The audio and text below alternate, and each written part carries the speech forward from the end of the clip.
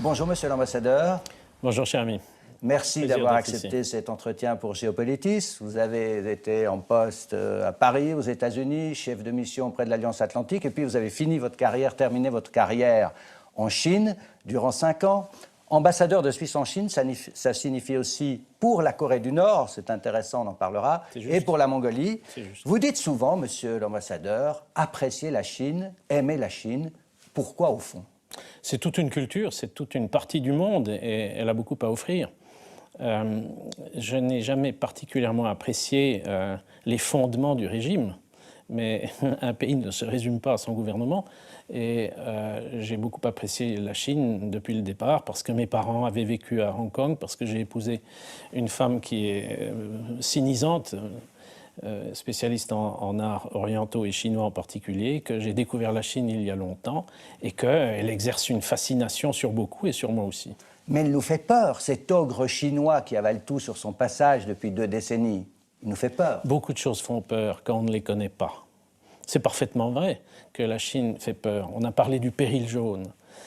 Vous savez, de nouveau, quand on s'approche des individus, quand on s'approche des réalités, on peut les critiquer encore plus, mais en avoir moins peur. Et cette peur est irraisonnée. Alors, la Chine n'a pas fait grand-chose non plus pour calmer ses frayeurs, mais de nos jours, certainement, oui, elle a beaucoup fait. Mais cette Chine qui projette sa puissance dans l'espace Indo-Pacifique tout au long des nouvelles routes de la soie en Asie centrale, cette Chine qui achète nos installations portuaires, nos aéroports, vous comprenez que ça puisse inquiéter ici en Occident? Oui et non, nous avons fait la même chose, je crois. Quand je dis nous, les Occidentaux, la Suisse est un des principaux investisseurs à travers le monde. Le phénomène colonial et impérialiste est parti d'Europe. Et donc, cette volonté de projeter une puissance à l'extérieur, nous la connaissons justement tellement bien que nous nous en méfions d'autant plus. Ça, je peux le comprendre.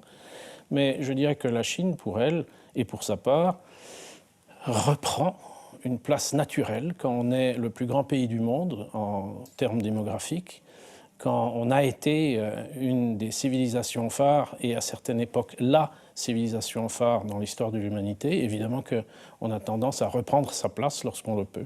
Si je comprends bien, cet expansionnisme chinois, on pourrait parler de l'Afrique aussi, de l'Amérique du Sud, ça ne correspond pas à une volonté d'hégémonie sur le monde. Non, pas du tout. Cette volonté d'hégémonie sur le monde, elle est consubstantielle de notre pensée occidentale, comme je vous le disais en d'autres termes. Mais ce qui est plus proprement chinois, c'est une volonté autocentrée de s'approprier les ressources nécessaires à sa propre société, survie, développement. Donc il y a des intérêts commerciaux, il y a des intérêts autocentrés, je vous le disais, mais en Suisse, on parle d'une Interessenpolitik, c'est une politique d'intérêts nationaux. Citez-moi un État, un pays qui ne pratique pas une politique centrée sur ses intérêts nationaux. Les effets ne sont pas pour autant une hégémonie voulue et imposée au reste. Mais quand la Chine acquiert les fleurons de la robotique en Europe, où on a beaucoup parlé en Suisse du rachat pour 43 milliards, je crois, de Syngenta, fleurons de l'industrie chimique, c'est inquiétant ou pas? Je vous rappelle que Syngenta était prise d'assaut par d'autres acheteurs qui venaient d'outre-Atlantique et que les dirigeants de Syngenta ont été bien contents de se livrer plutôt à des Chinois. Ce qui ne serait pas acceptable, ce serait justement des velléités illégales, des prises de participation secrètes, mais ce n'est pas comme ça que fonctionnent les Chinois. Quand Donald Trump essaye de s'opposer à cette montée en puissance commerciale, technologique de la Chine, il se trompe? Il a emporté beaucoup de cœur, il a eu l'effet du coup d'épée dans la termitière, il a étonné et il aura dit des vérités que l'on marmonnait auparavant. Ça a désarçonné, ça, le pouvoir chinois? Ça a sans doute désarçonné le pouvoir chinois comme ça a désarçonné le reste du monde. Lorsque vous me demandez s'il se trompe, je ne dis pas que s'élever contre certaines exagérations chinoises constitue une erreur. Mais en revanche, poursuivre dans cette voie, déstabiliser le monde international et certainement le monde multilatéral, remettre en cause les fondements même de la pensée libérale en termes d'échanges commerciaux, ça c'est dangereux, oui, effectivement. Trump à la Maison-Blanche, c'est un problème pour le pouvoir chinois ou c'est une aubaine? Ni l'un ni l'autre, c'est un fait de société. La Chine a toujours regardé vers les États-Unis comme on regarde vers le haut. Donc les Chinois ont toujours été fascinés par la première puissance mondiale. Et quel que soit le dirigeant, il s'ajuste. Alors, pour le reste, je pense qu'effectivement, les analystes auront été désarçonnés à bien des égards, mais la pensée chinoise est très complexe, elle s'adapte très vite. Il n'empêche, les effets de cette guerre commerciale, ces milliards de taxes sur les produits importés chinois, ça fait mal à l'économie chinoise. Bien sûr que ça fait mal. Ça fait mal à l'économie chinoise, ça fait mal à des branches particulières de l'économie chinoise, comme les rétorsions font du mal à l'économie américaine. Mais comme le monde est très interdépendant, comme la Chine est un phénomène moderne, absolument incontournable pour la plupart des pays du monde.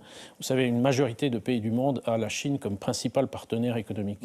Donc ces remous, cette tempête sur la mer des échanges est nocive pour tous. La Chine sera inévitablement, en 2049, la première puissance de notre planète. Ça dépend comment vous mesurez la puissance. Technologique. Économiquement, certainement. Scientifiquement, c'est concevable. Militairement, je ne le pense pas.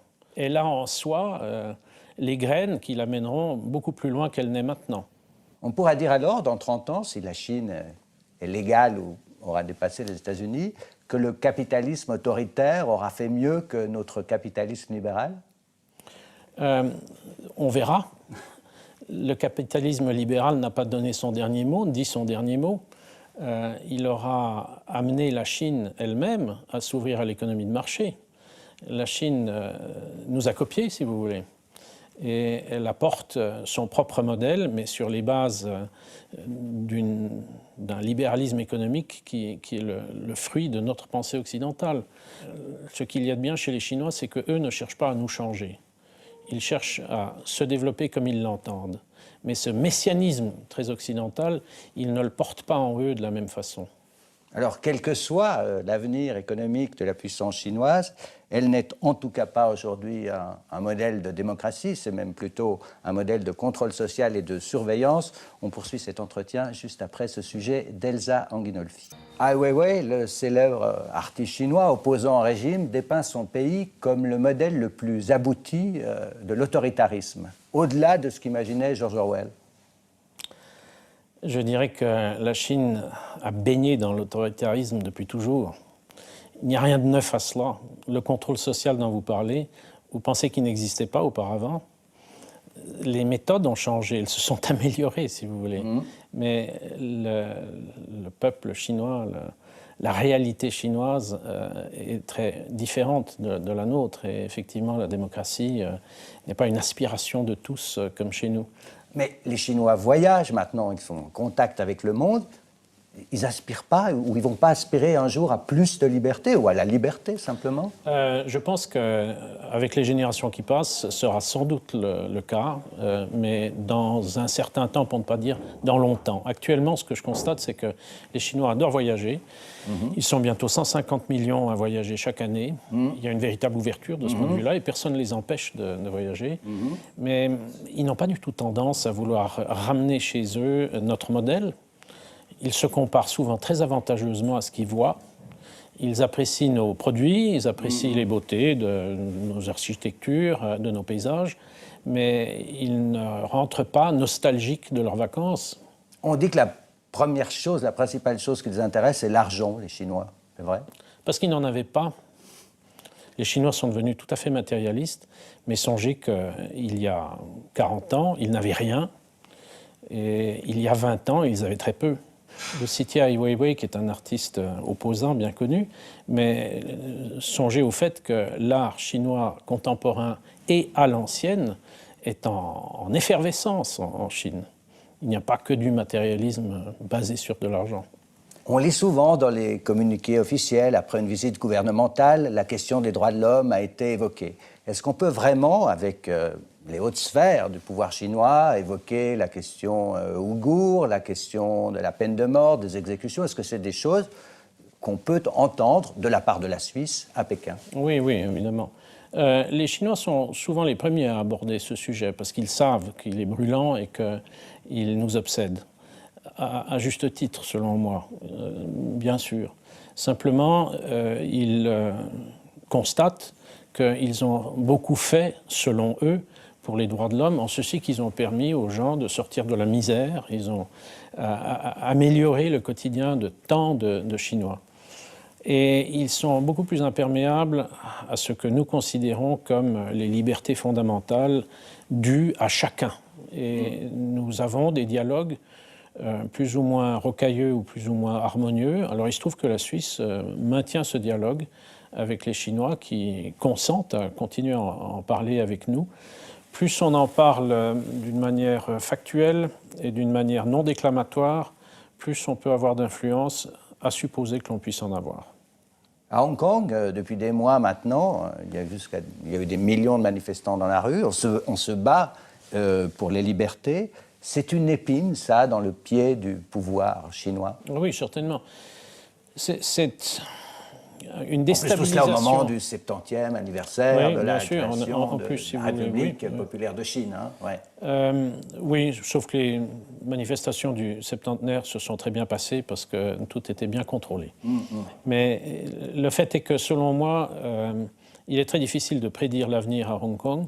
On peut constater que depuis le retour de Hong Kong dans le giron chinois, il y a eu progressivement, mais depuis un certain temps, une stabilisation de la situation. Hong Kong servait les intérêts de la Chine et Hong Kong pouvait continuer sa propre voie.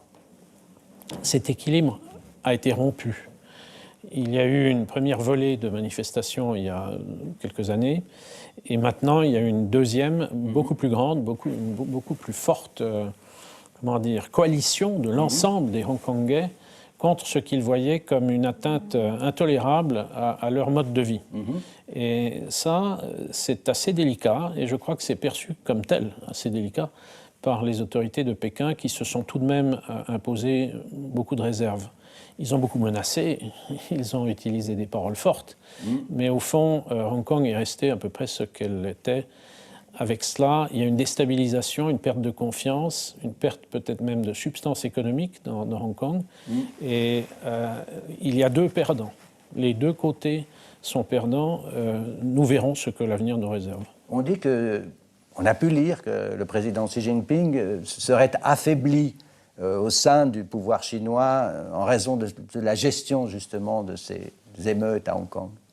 C'est vrai? J'ai beaucoup entendu de gens apporter des hypothèses. Je n'ai pratiquement jamais rencontré quelqu'un qui savait vraiment ce qui se disait dans les cénacles fermés. Donc tout ça, c'est des conjectures. Ce qui est vrai en réalité, c'est qu'on observe une forme de radicalisation du mouvement Hong Kong. On a le sentiment que les anti-Pékin deviennent de plus en plus radicaux, violents. C'est inquiétant, ça? Oui, c'est inquiétant. Je ne pense pas qu'eux auront derrière eux le plein soutien de l'ensemble de la foule hongkongaise. Ce n'est pas ça que les Hongkongais veulent. Ils ne veulent justement pas des affrontements et certainement pas des affrontements violents. Ils veulent rester ce qu'ils sont. Vous avez été ambassadeur en Chine, on l'a dit, et donc ambassadeur aussi pour la Corée du Nord. Vous avez donc suivi de près les derniers événements depuis 18 mois. Il y a eu ces poignées de main hyper médiatisées entre le président nord-coréen et le président Trump. Tout ça pour rien, on a le sentiment, j'ai presque envie de dire, tout ce cirque pour rien. Oui, beaucoup de guerres ont lieu et peuvent aboutir à ce que vous venez de dire, et tout ça pour rien. La guerre de Corée, qui ne s'est jamais véritablement terminée dans tous les esprits, a longtemps cédé le pas à une guerre froide, où on ne se parlait pas et où on ne s'envoyait que des signaux très belliqueux de part et d'autre.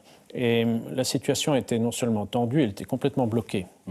Ce que je constate, c'est que ces derniers temps, la logique de la confrontation s'est inversée. Le dialogue s'est établi. Le dialogue n'a pas encore abouti, Nous sommes d'accord. Il est même un peu bloqué, apparemment. Oui, je ne vous dis pas le contraire. Mais la logique veut qu'on prépare la prochaine rencontre des négociateurs ou bien des chefs d'État. Moi, j'ai vécu.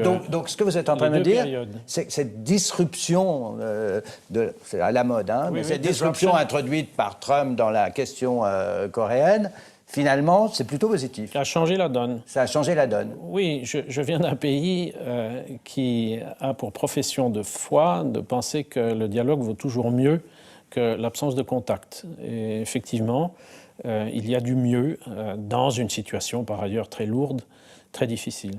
Même si on a le sentiment que Donald Trump est arrivé dans cette question coréenne avec une improvisation quasi totale. Il a une méthode, une manière de négocier qui est disruptive, comme vous le disiez, et qui peut porter des fruits. Alors, il en aura beaucoup usé à travers sa vie.